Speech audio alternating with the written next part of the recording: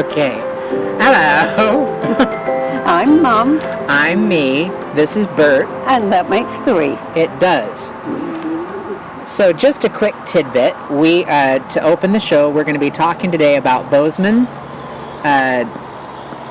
Urban Kitchen, which is there, visiting with our friends, Arnie and Bridget. Also Devil's Pillar, down through Little Bighorn, to Mount Rushmore, and not Chief Running Bull, but Crazy Horse. Crazy Horse. Yeah, I got the right guy, wrong monument. Anyway, so that's what we're going to be discussing today. Also, we are ambassadors for a few items. First is Caraway pots and pans. That's what we use in our coach. I love the things. So we will have a link shortly for that. Also, People, which is a software for social media. I'll share that data. And then we are highly encouraging people to get Yellow Spruce Coffee, which are great supporters of us, and they just opened a wine bar in Scottsdale, so we're going to share some about that. And then, as always, I can't speak highly enough for American Express and Georgetown. Forest River, Georgetown is what we're driving around in, and those are some of the things that we support. Amazon actually has given us permission to open an Amazon page, which, as I figure that out, a lot of the things that you see us using, including recently I just did a barbecue video on installing or assembling the Traeger portable RV barbecue, which is to Nana's left. So we're going to be, the link for that will be in the Amazon page when we've got that running. Please also, just as an order of business, please go become members of the show with Patreon. We have a Patreon page. I'll have the link up here right now. And please like, share, follow, and download, hit the bell. Please hit the bell on the show. And if you want information, if you want to email us at fanbase, FANBASE, at mumand.me. So mum is MUMAND.me. ME, that's our website. You can email us whatever you'd like. But also in the comments here, if you have ideas for a show, topic, a short, or any other kind of thing that you wanted to discuss about our relationship, our history, anything, go ahead and bring those up and make a comment. Anyway, so here's your credits.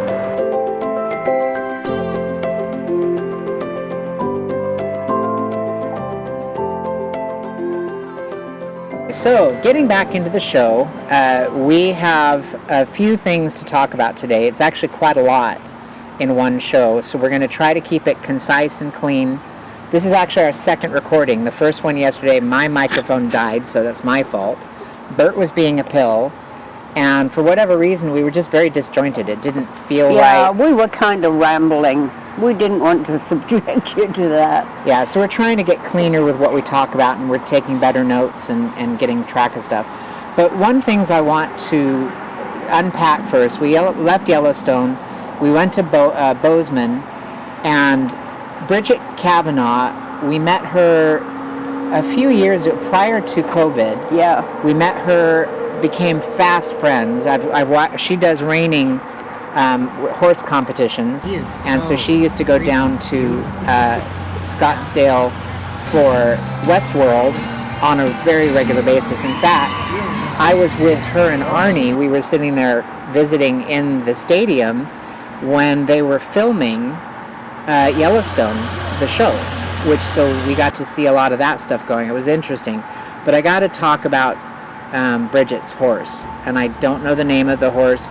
Beautiful animal, but I love that horse. I was there, I got to meet the horse, and the horse put his head against my chest, his forehead, and kind of pressed in. I got to give him a big old, I was going to say bear hug, but that would be a horse hug. It's a horse hug. But what a sweet animal. Really, really, and that horse loves Bridget. Oh my goodness.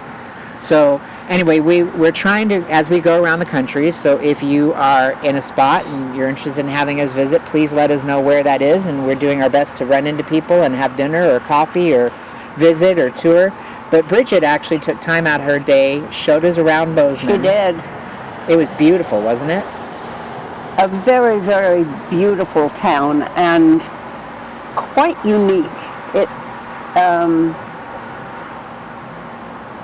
I don't know, it's just old time. It's not a modern place, and the trees, everything was so beautiful there. Yeah, the homes were, all of them were different. All of them were magnificent and big, and we were going to take some photos, so I'm going to look through my phone and see if I've got photos, but I don't think I do, because I did get a couple photos from Bozeman, but we were going to go back and we hit really bad traffic, so we needed to get to the restaurant. But it was actually beginning to get a little bit dark by that point too. So. And Arnie, who'd just gotten over being sick, he was at the restaurant waiting for us, and so we were trying to coordinate and get there. But Bridget is actually raised there in Bozeman her whole life.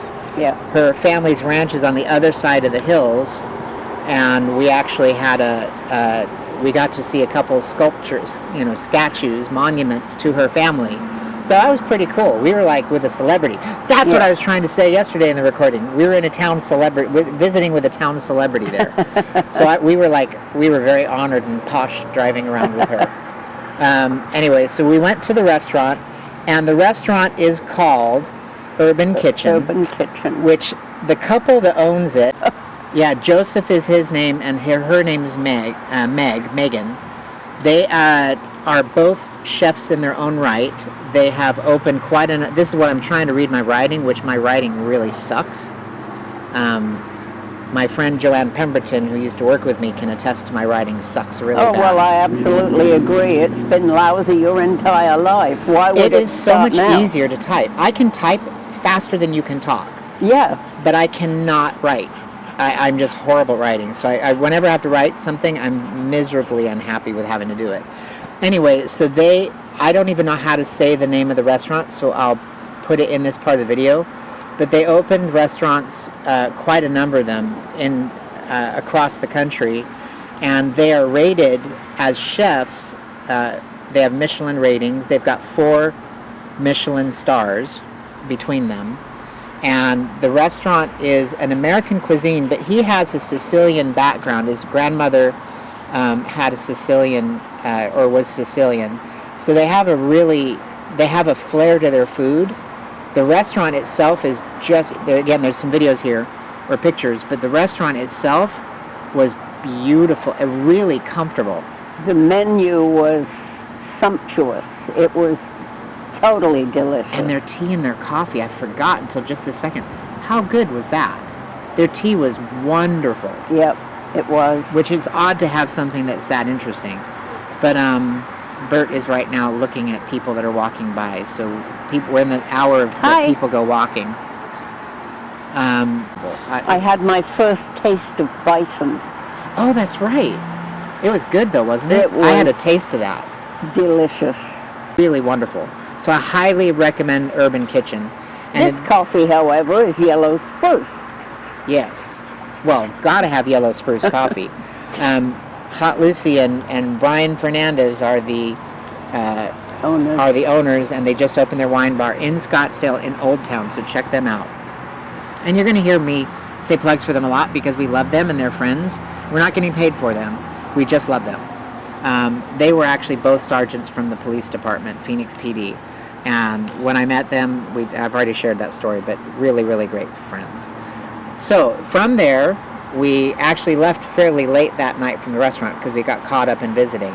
Right. But then we ended up, we wanted to get a couple hours under our belt because it was a long drive. So we went ahead and left there. On the way out of there, we actually went through, we're kind of just taking detours as we see stuff we think might be interesting. We stop. Yeah. And these are interesting. I didn't do that with Spencer. So we're seeing more than I did with Spencer. Plus we're not in quite as time crunches. With Spencer, we typically only had 2 weeks to maybe 3 weeks. so we had to push through and not visit as many things.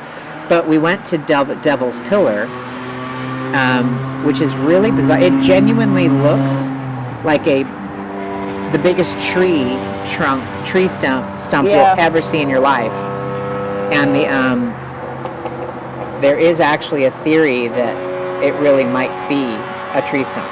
Moving on from there, we actually got to stop, and it was pretty neat. I got some good close-up pictures of that, and it was really just a stop on the side of the road, and then we turned around and left. And there was a kind of a neat, that canyon that was right next to it kind of looked like Sedona. To the right where we were parked. Yeah. So there's some photos of that in here as well. But then we went ahead and moved on, and we went down to Mount Rushmore, right? Yep, we did. And driving and we went through Little Bighorn area. But the thing that as we were going down through that, the Bighorn, there were signs everywhere about bighorn sheep. And I don't know, I've got some kind of weird fascination with big horns. And I desperately wanted to be able to see a bighorn. I've never seen a bighorn in the wild.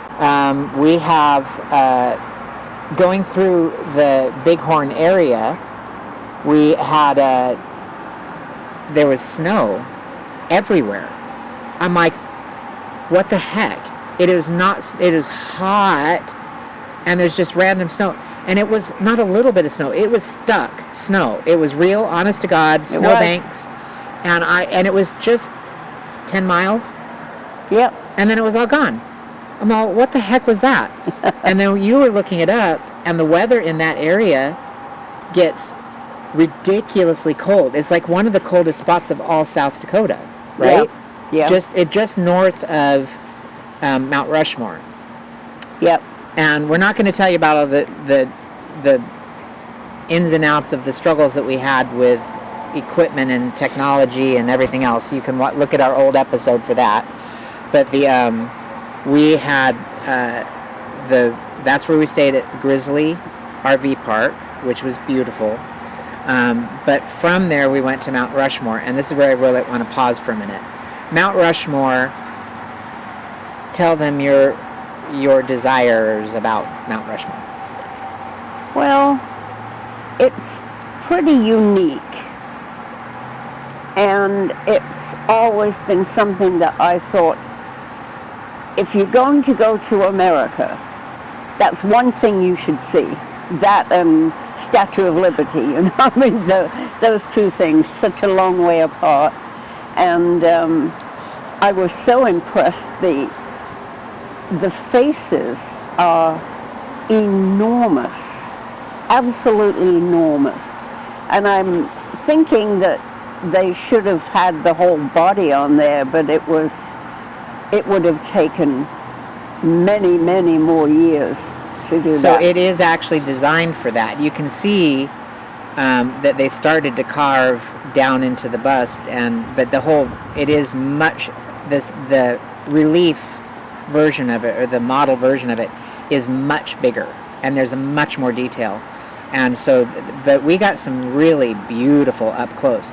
Now, when Spencer and I went a number of years ago, we actually took a helicopter ride, largely because we got there so late, but also it was bitter cold on that particular trip, and super rainy. That was the trip where all the bridges, all the roads, I had to go like 8 hours out of my way, on top of the hours to drive from Salt Lake City to get there. But I promised my son we would be there. That was the highlight of the trip. That was something he wanted to see more than anything else. Nearly didn't make it, but we did the helicopter ride. And when you do the helicopter ride, it's beautiful. I recommend it. But if you have to choose between helicopter versus walking into the park, walk into the park.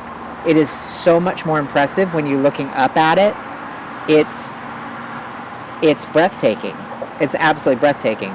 And we ended up getting to stop there, and you actually were having a rough day that day with walking. Yeah, I was. And we tried to get Bert in there, and you're not allowed to take animals in there, so Greg had to take him back to the car. Although people did take animals, we just are rule followers. Yeah, we're just more compliant than some people. Yeah. But it was not one of my good walking days, and we really wanted to go down to see the workshop. The model, where the model is. But I started to head down there, and I thought, I can't get up. There was no elevator, you know. Well, when we rounded that corner, I'm looking at the steps, and I'm like, we need to stop. There is no way in hell you're getting back up these steps. No.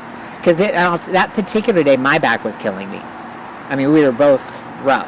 Yeah. So we ended up stopping, and we ate Thomas Jefferson ice cream instead, which is actually Thomas Jefferson's recipe. So we actually bought a copy of that. I will post a picture of it. And we saw the little chipmunks. She was like fascinated. You were fascinated by the chipmunks. I think they are so adorable. They're ADD on crack. Yeah.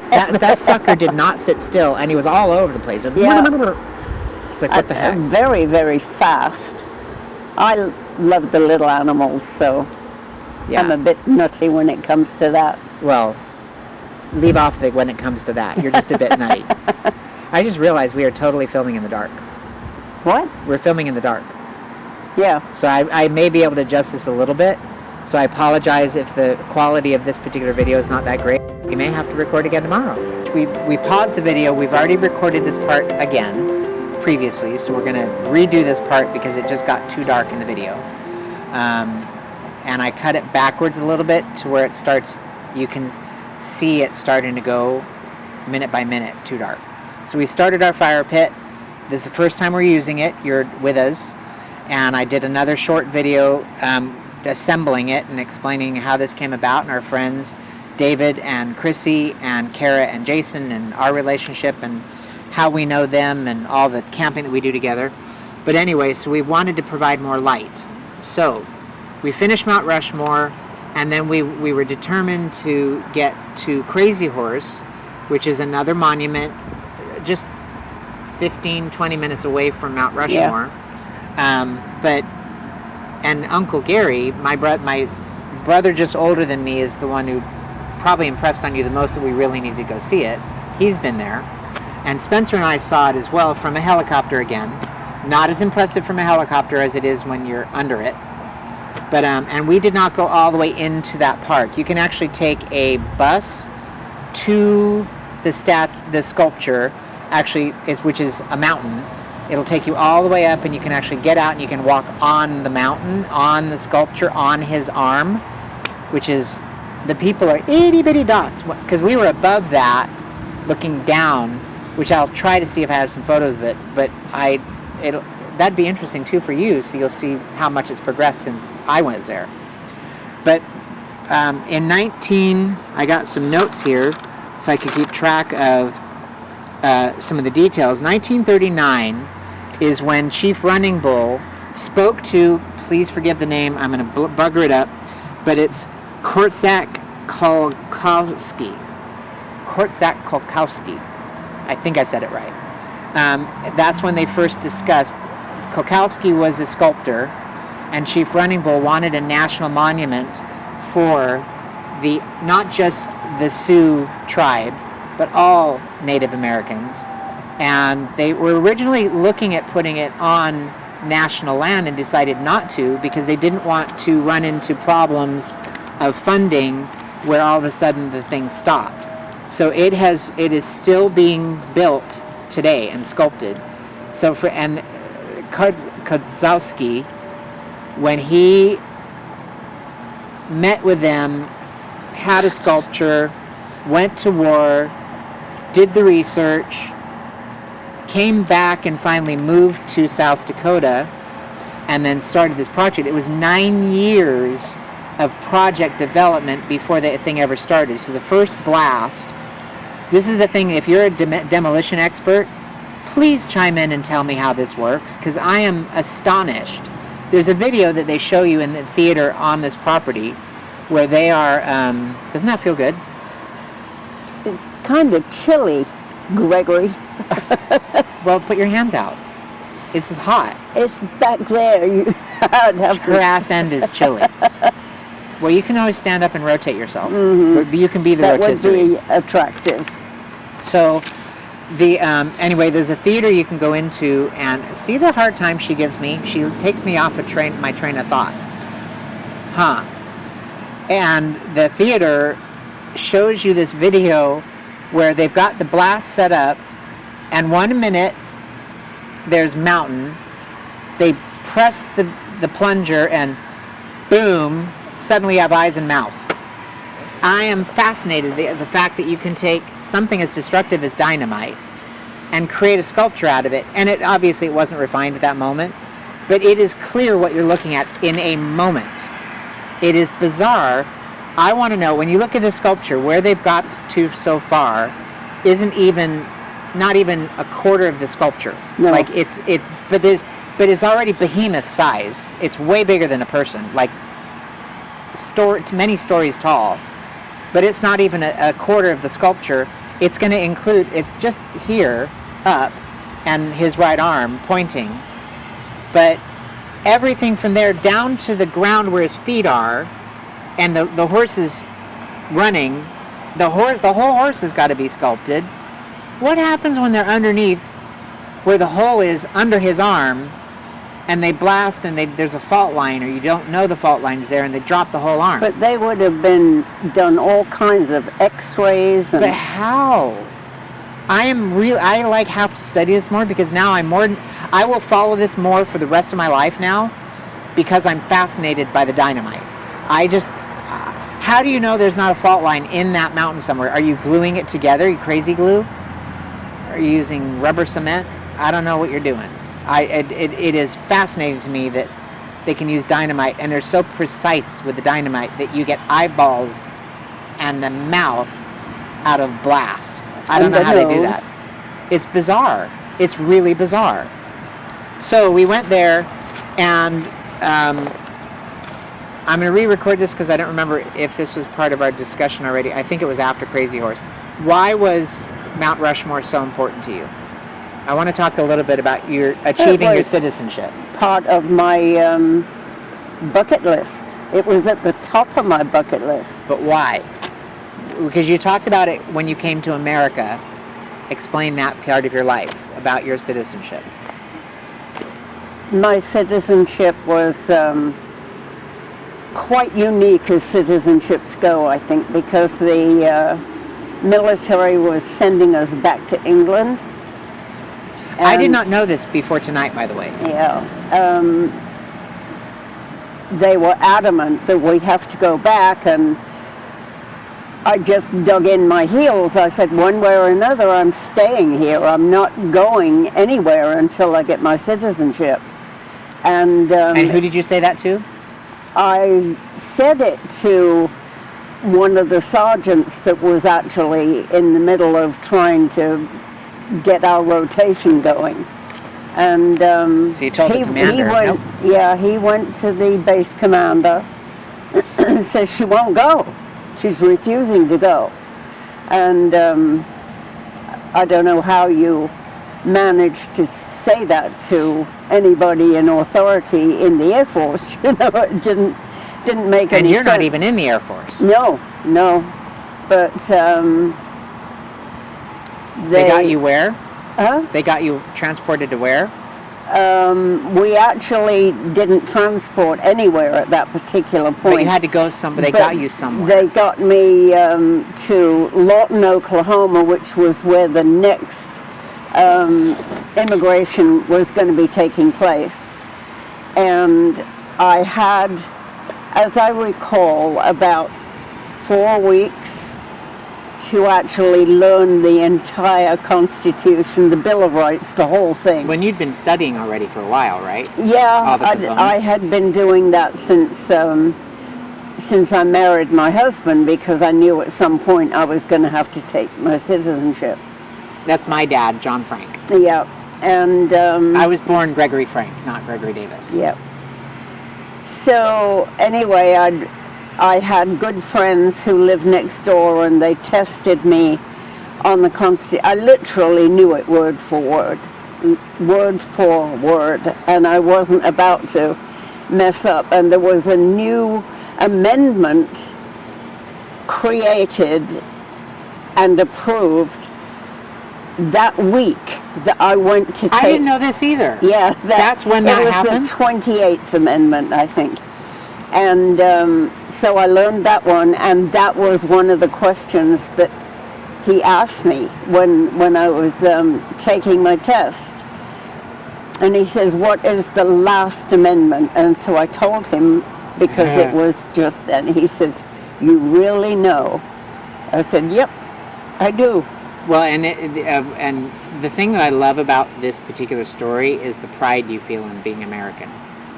Why what? The pride you feel in being American. Oh my gosh. How important was that test to you about it? How do you describe something like that? I don't even know how to explain it to you, other than the fact that from the time I was 8 years old, I knew I was going to be an American. And when we recorded it the first time, what did you say about that event in your life? It was one of the most proud things you've ever done. It's the most proud thing I've ever done. So it really is. That's what I wanted you to share again, because that it chokes you up. It's that important, and she's getting choked up again. But this is a topic you can't talk about and not get choked up. I can. Every time we've ever talked, and you don't cry. You very, very, very few times I've ever seen you cry. I'm not a crybaby. But this particular topic, it's that important to you. And what happens when people say you're English? Oh, they used to call me Anglo-American, and I used to get so angry. I said, "No, I am an American. Don't call me Anglo anything." You know, it's when you are an American, you have to give your allegiance to this country. You shouldn't have another word in front of American. You're American, that's it. And there's a reason everybody fights so hard to get here. Yeah. We're the best. We're the best. We've created more opportunity than any other country, and liberty and freedom. But you know, justice. We had an Italian-American group. There's the African-American group. You're not, for crying out loud, you are Americans. Be proud of it. Look at the people that want to come. They would happily call themselves American, you know? No. Well, and then talk a little bit about Embrace it. Talk a little bit about Nana when Nana came over. Mom was, we got her a green card, of course, for her to be actually able to come over here. My knees are getting hot. I know, that's why I backed up. And she had been here a couple of years, and it was time to renew her green card. And she got really, really afraid. What if they send me back? I said, they won't send you back. I don't know, she's pretty shifty. Yeah, so long as I was prepared to take care of her, health-wise, and you know, you have to commit yourself to pay whatever is necessary for these people to be able to stay here. So it was like June, I think. And you know how hot it is in Arizona in June, and there's no shade while you're standing in line at this building. There's some seats outside, so I sat Mom in one of those, and then I stood in line, and it took, I'm thinking like 2 hours before I finally got to go pick her up and bring her in, and she had to climb the steps. It was very, very hard, and the man that took care of it saw how hot and Mom was really uncomfortable. And he took care of us it took 5 minutes after we got into that building for him to give her her new green card. And she was and he said, you will not have to come back again. I don't know what he did or how he made it, or whether he just knew she was so old she'd never have to come back again, you know. I don't know. It was, he was fabulous. He really was. And, you know, I was thinking, they were talking on the news the other day about how awful it is, the length of time it takes to become a citizen, and, you know, the green card process. I was very blessed. Well, but as a business person, you know, when you're wielding that argument, pause for a minute and think of what's involved. You're not doing a background check here is pretty simple. It's all in our database. You're coordinating with another country. I've coordinated projects with other countries, and some countries are a bigger pain in the ass than others. Canada being one of the hardest ones to deal with the red folder process and everything. Well, we had to have a visa to get over. It was when no matter who you were married to, you had to get a visa. And that whole process was very time consuming. There's so much back process you have to do to be able to, it takes years to coordinate with another country to establish somebody's good standing. Yeah. You know, and from every aspect of life, not just criminal record. So anyway, it's I'm not willing to denigrate the team of people that are trying to manage that process. It's a lot, and they're dealing with how many hundreds of thousands of people and millions of people. So I am fully for immigration.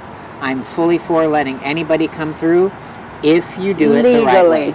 If you don't do it the right way, don't enter. Yep. It's that simple. And you are breaking the law if you don't do the process. I mean, we've had to do it, and you know, we got in because of you, but you got to go through the process. We got to know that who is here is safe to be here, that we are safe than being here. Yep. It's just a due diligence. It's not a discrimination. It's a due diligence. But well, when they asked me, can you give your allegiance to America? You bet. You bet I can. Yep. Well, that's the thing. And so people ask me, do you have dual citizenship? I said I only wanted one citizenship. And you could have it if you wanted I it. could. But I still could. Preserved yeah. It, But no. I've got it, and I don't have to have it. I am an American. Yeah. So, anyway, that's it for today. I'm hoping this splices together well, and we will see you next time. Bye. We will. Bye-bye.